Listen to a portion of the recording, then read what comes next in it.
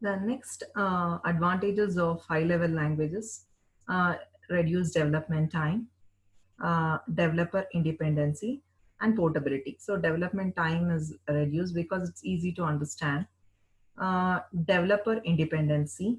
So if at all you're developing in any of the processors, using any of the processors, you can make it work with the other, like C programs.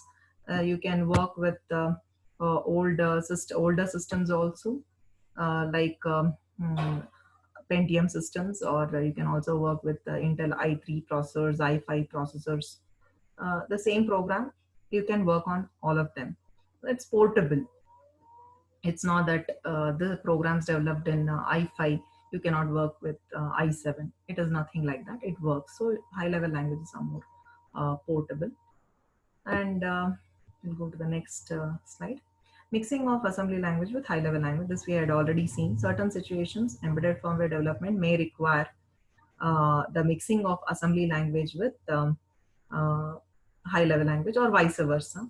So along with interrupt handling, source code is already available in high level language, assembly language, etc. are the examples. So source codes are available either in high level language or assembly language.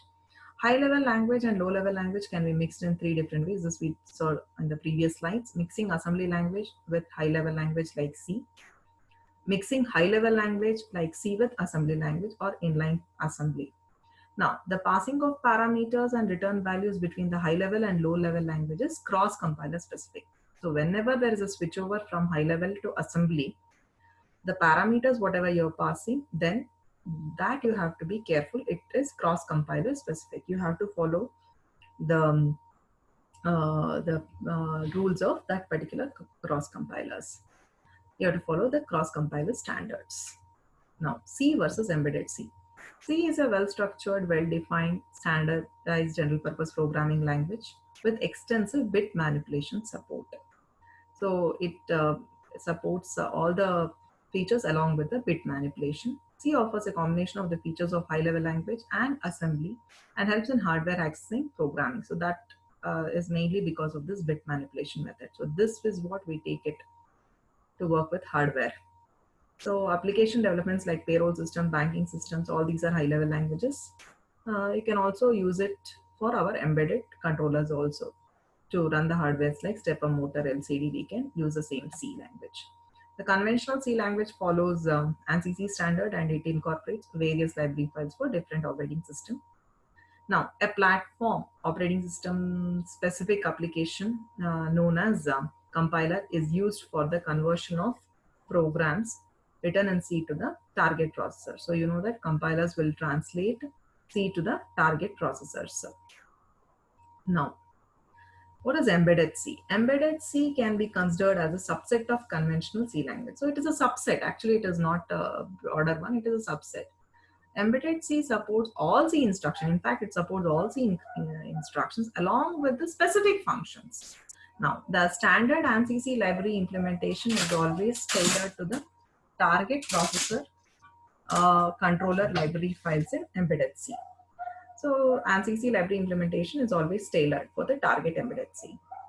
Now, the implementation of target processor or controller specific depends upon the processor or controller as well as supported cross compiler for that particular embedded C language.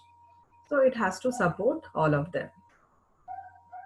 Now, a software called cross compiler is used for the conversion of programs written in embedded C to target processor controller specific instructions. So the cross compiler, as I said, it is nothing different. It does all the functionalities of a compiler, but only thing cross compiler is used when the target program is written for some other hardware, and you're working on some other hardware. So this cross compiler will bridge that gap. So it is required for such kind of programming. Now, compiler versus cross compilers.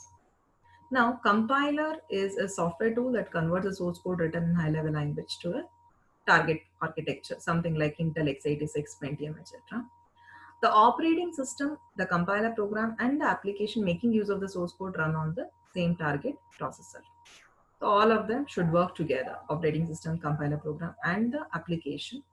They are running on the same target processor. Means if a program is written for example, the x86 system, and you are working on x86 system only, then compilers are very much sufficient. The source code is converted into the target process specific machine instruction. It easily gets converted. A native compiler generates machine code for the same machine. As I said, you are writing a program for x86 processor and you're working on x86. So the native compiler does whatever is required. That is sufficient. That is more than sufficient. What about cross compiler? Cross compiler is a software tool used in cross platform development application. In cross platform development, the compiler running on a particular target processor operating system converts the source code to machine code for a target processor whose architecture and instruction set is different from the processor on which the compiler is running. So the best example what we can take is our microcontroller labs. The programs that we are writing is for ARM, and the program and the systems that we are using is not ARM. Where the key is there, it is not ARM. Intel processors, they are Intel, and the programs that you are writing, it is for ARM. So for such kind of situations, we make use of cross compilers. So embedded system development is a typical example for cross-platform development where embedded firmware is developed on a machine with Intel or AMD.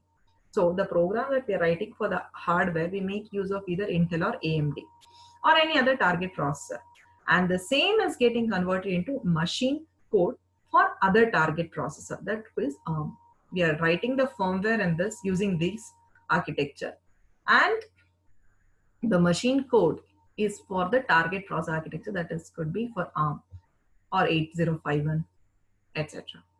The Keil C51 compiler from Keil Software is an example for cross compiler for 8051 family architecture. So the Keil compiler is one of the example of cross compiler for 8051 family architecture. So this is all about the fourth module.